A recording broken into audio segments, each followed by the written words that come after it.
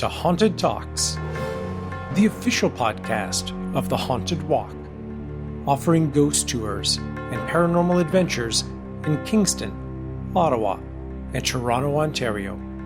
My name is Jim Dean.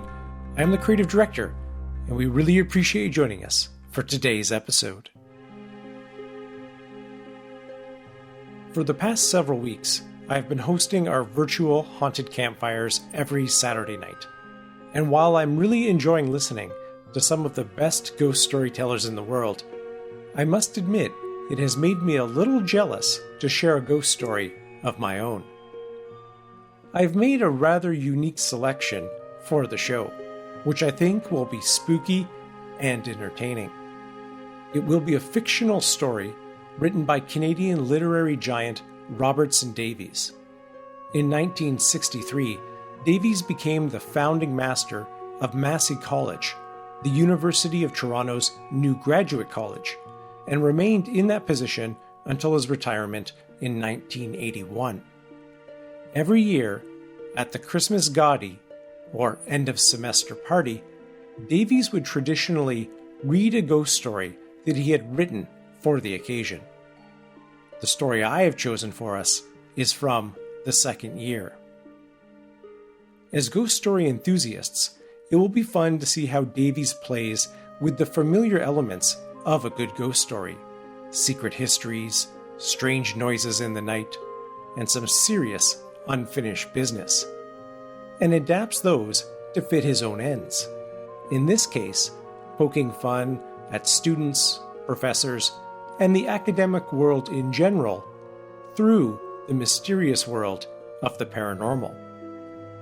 Davies also expertly blurs the line between fact and fiction, as he tells the story in the first person, which really makes us feel like he is sharing his own personal experience, which allows us to sink even deeper into the story. He also references real-world people and locations, many of which you can still visit today, locations that would have been very familiar to his audience at the time of his readings. Perhaps my favorite part of this tradition is that the University of Toronto, where these stories were performed and where these fictional stories were set, is also a well-known real-life haunted spot. In fact, we normally offer ghost tours of the grounds called Campus Secrets and Spectres.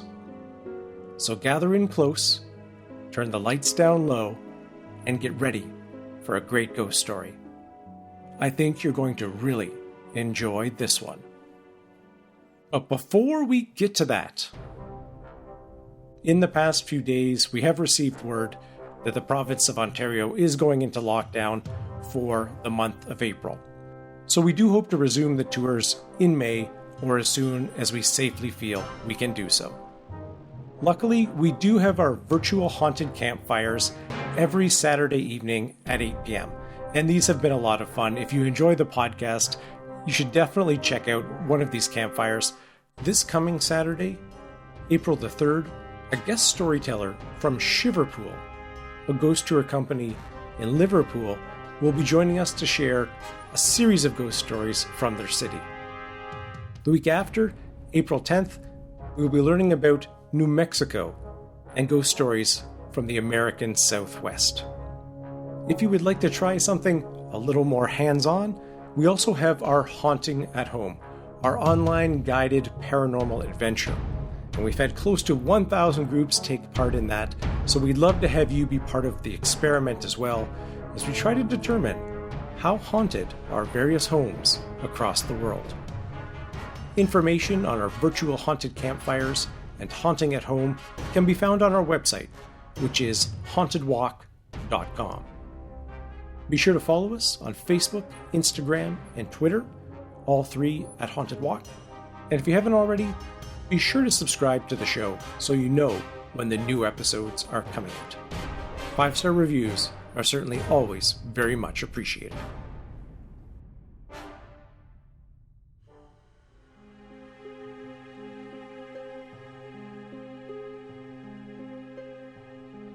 The Ghost Who Vanished by Degrees.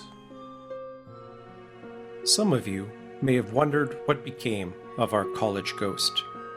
Because we had a ghost, and there are people in this room who saw him. He appeared briefly last year at the college dance, on the stairs up to this hall, and at the Gaudi he was seen to come and go through the door while I was reading an account of yet another strange experience of mine. I did not see him then, but several people did so. What became of him? I know. I am responsible for his disappearance. I think I may say without unwarranted spiritual pride that I laid him to rest. And, is always the case in these psychic experiences, it was not without great cost to myself. When the first ghost was reported to me, I assumed it was a practical joker within the college. Yet, the nature of the joke was against any such conclusion. We had plenty of jokes.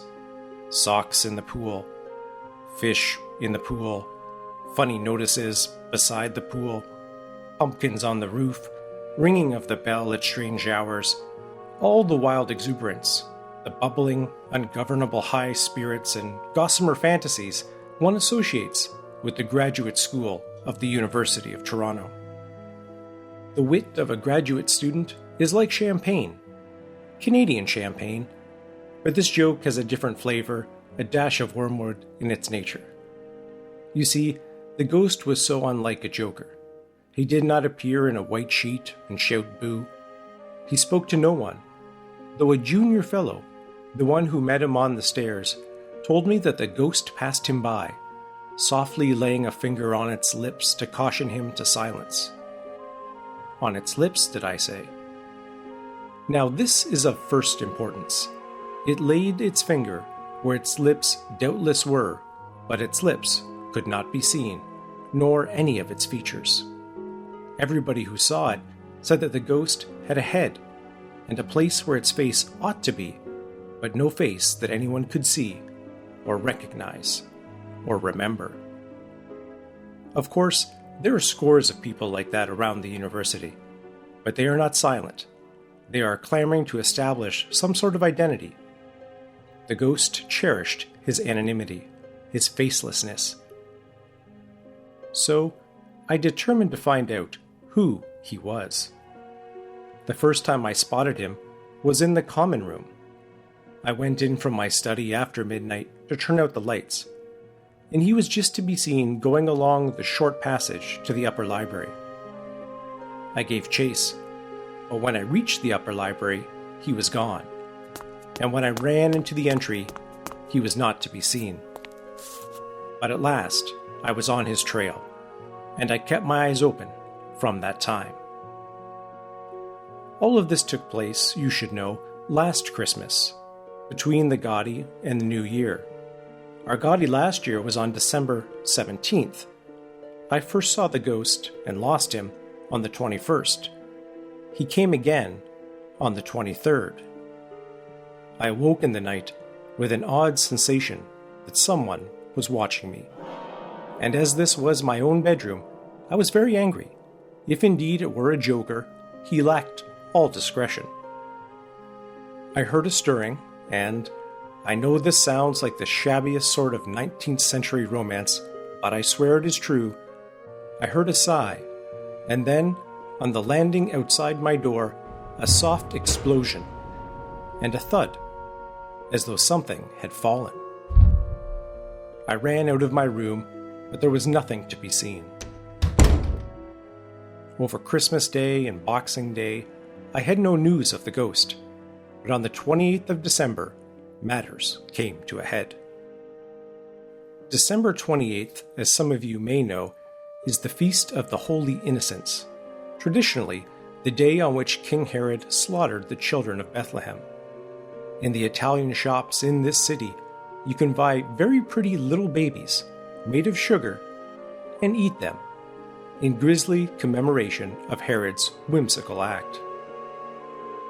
I was sitting in my study at about 11 o'clock that night, reflectively nibbling on the head of a sugar baby and thinking about money, when I noticed that the lights were on in the round room. It troubles me to see electric current wasted so I set out for the round room in a bad humor.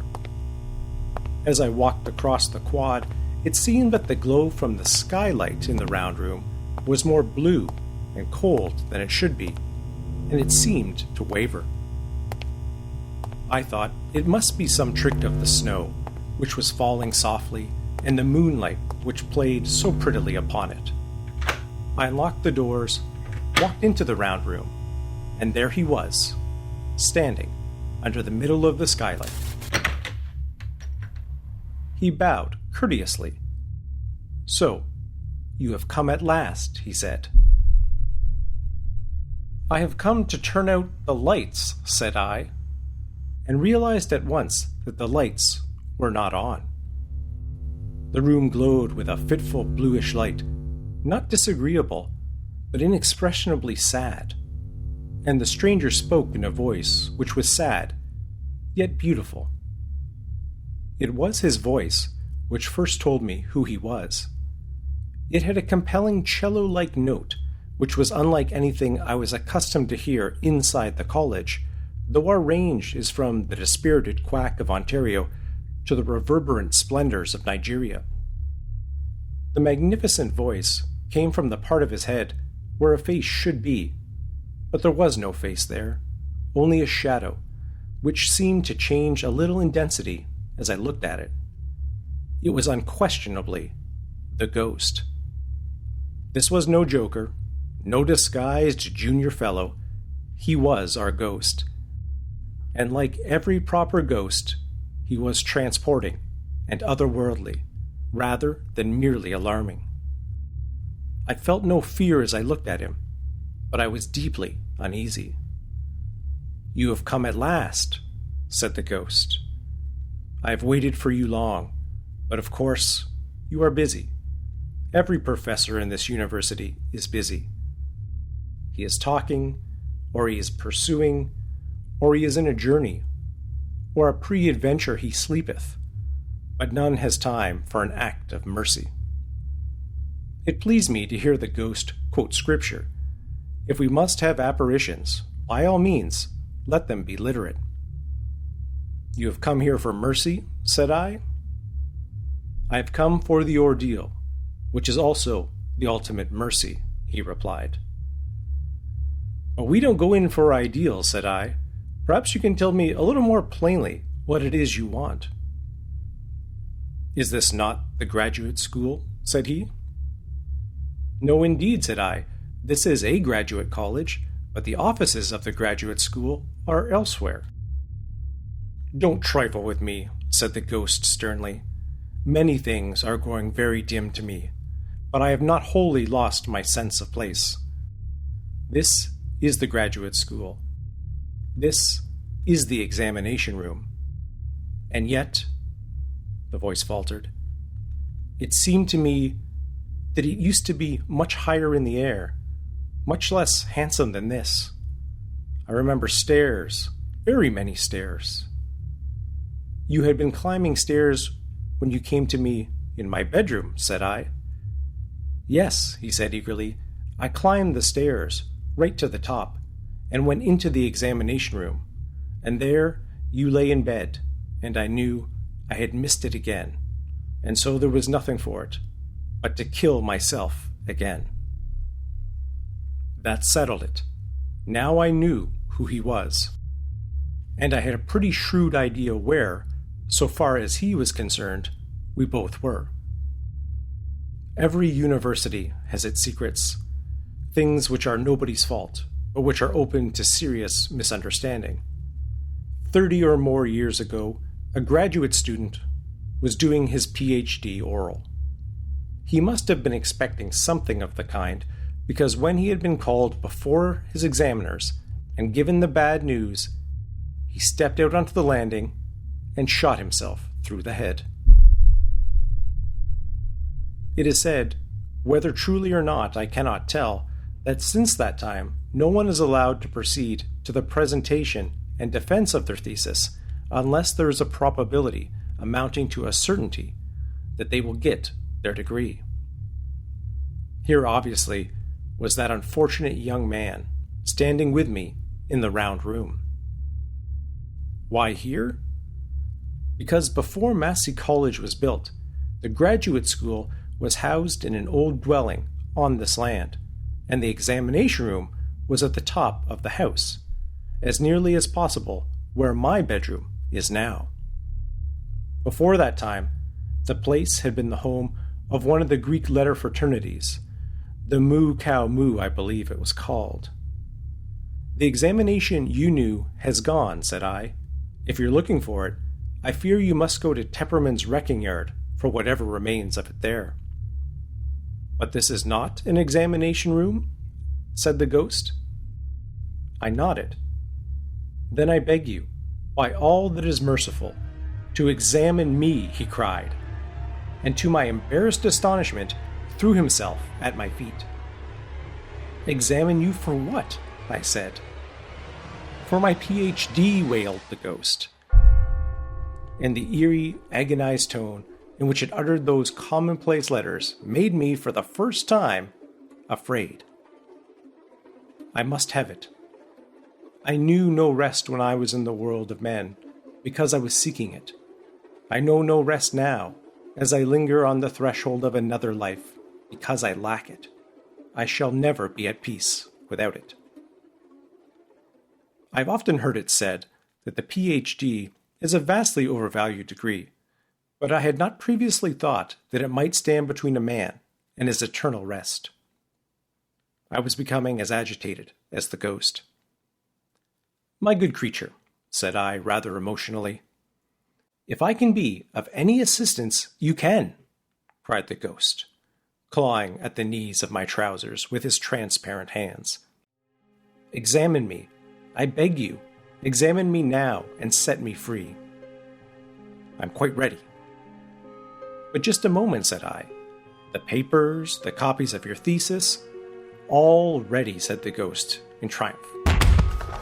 And though I swear that they were not there before, I now saw that all the circle of tables in the round room were piled high with those dismal, unappetizing volumes, a great wad of typewritten octavio paper, which are PhD theses. Be reasonable, said I. I don't suppose for a minute I can examine you. What is your field? What's yours? Said the ghost. And if a ghost can speak cunningly, that is exactly what this one did. English literature, said I. More precisely, the drama of the 19th century, with special emphasis on popular drama of the transpontine London theatres between 1800 and 1850. Most people find that discouraging and change the subject, but the ghost positively frisked to one of the heaps, drew out an especially thick thesis, and handed it to me. Shall I sit here, he asked, pointing to the red chair, which, as you know, has a special place of prominence in the room. By no means, said I, shocked by such an idea. Oh, I had hoped I might be, said the ghost. My dear fellow, you've been listening to the university gossip, said I. There are people who pretend that we put the examinee in the chair and sit around the room in a ring, baiting him till he bursts into tears. This is the sort of legend in which scientists and other mythomaniacs take delight. No. If you will go away for a few hours, say until tomorrow at 10 o'clock, I shall have the room set for an examination. You shall have a soft chair, cheek by jowl with your examiners, with lots of cigarettes, unlimited water to drink, a fan, a trained nurse in attendance to take you to the examinee's water closet and bring you back again should the need occur. We are very well aware here that PhD candidates are delicate creatures, subject to unaccountable metaphysical ills. The ghost broke in impatiently. Rubbish, he said. I'm quite ready. Let's get to work. You sit in the red chair. I'm perfectly happy to stand. I think I'm pretty well prepared. And as he said this, I swear that something like a leer passed over the shadow that should have been a face. And I am ready, as soon as you are. There was nothing for it. The ghost had taken command. I sat down in the red chair, my chair, and opened the thesis. Prologomia to the Study of the Christ Symbol in the Plays of Thomas Egerton Wilkes, I read, and my heart, which had been sinking for the last few moments now, plunged so suddenly I almost lost consciousness. I had heard of Wilkes. It is my job to have heard of him, but of his 50-odd melodramas, farces, and burlesque extravaganzas, I have not read a line. However, I have my modest store of professor craft.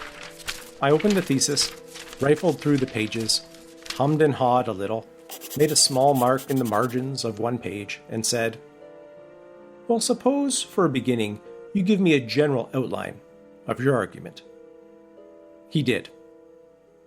45 minutes later, when I could get a word in, I asked him just where he thought the Christ symbol made its first appearance in My Wife's Dentist or The Balcony Beau, which is one of Wilkes' jury farces. He told me. Before he had finished, he had also given me more knowledge than I really wanted to know about the Christ symbol in Woman's Love or Katie Winsley, the Cottage Girl, Raphael the Reprobate, or The Secret Mission and the Signet Ring, The Ruby Ring, or The Murder of the Swaddler's Wells, and another farce named, more simply, Bamboozling.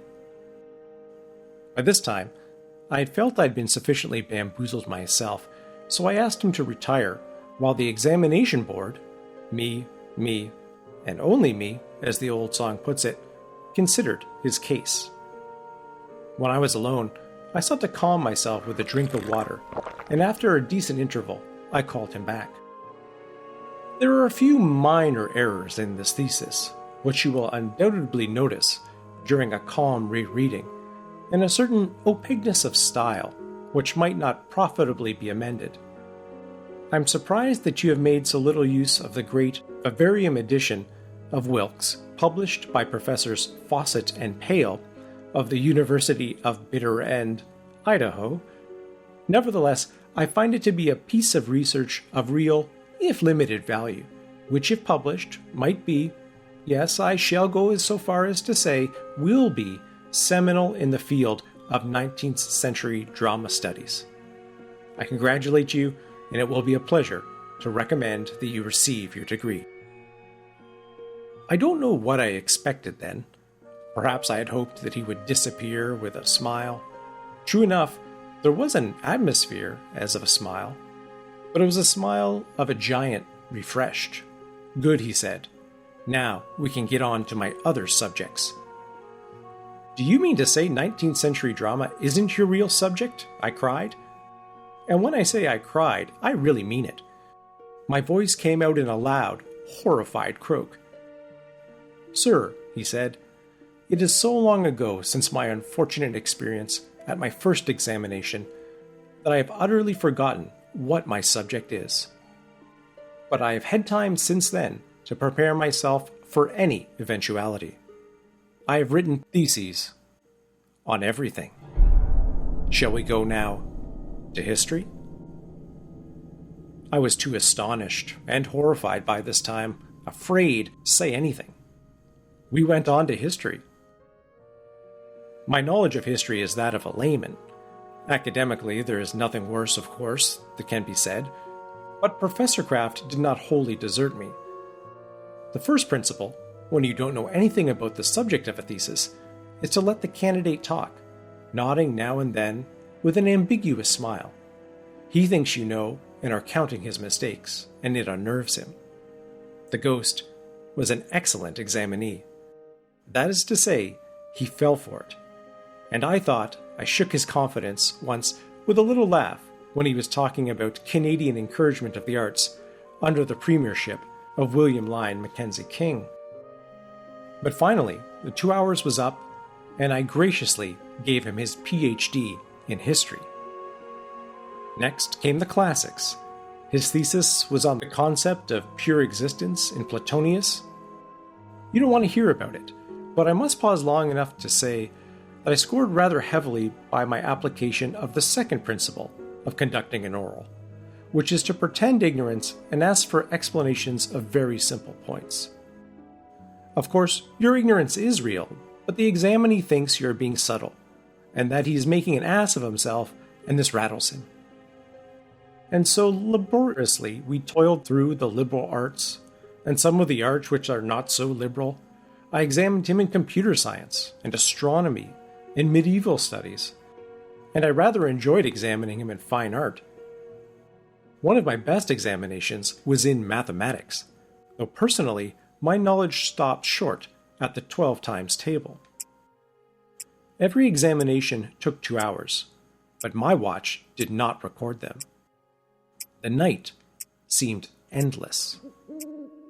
As it wore on, I remembered that at cockcrow, all ghosts must disappear, and I cudgeled my brain trying to remember whether the kosher butchers on Spadina kept live cocks, and if so, what chance we had of hearing one in the round room. I was wilting under my ordeal, but the ghost was fresh as a daisy. "Science now!" he positively shouted, as the whole new mountain of theses appeared. I supposed, from hell. And I know nothing whatsoever of science, in any of its forms. If Sir Charles Snow wants a prime example of the ignorant artsman who has not even heard of that wretched law of thermodynamics, which is supposed to be as fine as Shakespeare, he is at liberty to make free with my name. I don't know, and I don't care. When the ghost moved into science, I thought my reason would desert me. I needn't have worried. The ghost was as full of himself as a ghost can possibly be, and he hectored and bullied and badgered me about things I had never heard of while my head swam. But little by little, it was when the ghost was chatting animatedly about his work on the rate of decay of cosmic rays that I realized the truth. The ghost did not care whether I knew what he was talking about or not. The ghost was a typical examinee, and he wanted 2 things, and 2 things only: an ear into which he could pour what he believed to be unique and valuable knowledge, and a license to go elsewhere and to pour it into the ears of students. Once I grasped this principle, my spirits rose. I began to nod, to smile, to murmur appreciatively. When the ghost said something especially spirited about the meiosis function in the formation of germ cells, I even allowed myself to say, "Bravo," as if he had come upon something splendid that I had always suspected myself, but had never time to prove in my laboratory. It was a great success. I knew that dawn could not be far away, for as each examination was passed, the ghost seemed to become a little less substantial. I could see through him now, and I was happily confident that he could not, and never would, see through me. As he completed his last defense of a doctoral dissertation, I was moved to be generous. "A distinguished showing," I said. "With a candidate of such unusual versatility, I am tempted to go a little beyond the usual congratulations. Is there anything else you fancy? A diploma in public health, for instance, or perhaps something advanced in the household science field?" But the ghost shook his head. "I want a PhD, and that only," he said. "I want a PhD in everything." "Consider it yours," said I. "You mean that I may present myself at the next convocation?" "Yes. When the register kneels to take upon him the degrees granted to those who are forced by circumstances to be absent, I suggest that you momentarily invest him with your ectoplasm, or whatever it is that people in your situation do," said I. "I shall. Oh, I shall," he cried, ecstatically, and as he faded before my eyes, I heard his voice from above the skylight in the round room saying, "I go to a better place than this, confident that as a PhD I shall have it in my power to make it better still." So at last, as dawn stole over the college, I was alone in the round room. The night of the Holy Innocents had passed. Musing, my hand stole to my pocket, and pulling out the sugar baby, I crunched off its head. Was it those blessed children, I wonder, who had hovered over me, protected me from being found out? Or had it perhaps been the spirit of King Herod, notoriously the patron of examiners? All things considered, I think it was both great spiritual forces watching over me during that long night. Happy in the thought I was so variously protected, I stepped out into the first light, the last crumbs of the sugar baby still sweet upon my lips.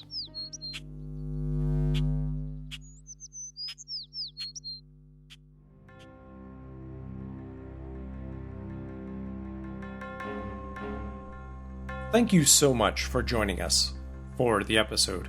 I really enjoyed telling the story, and I don't know, I may have to do another one in the future sometime.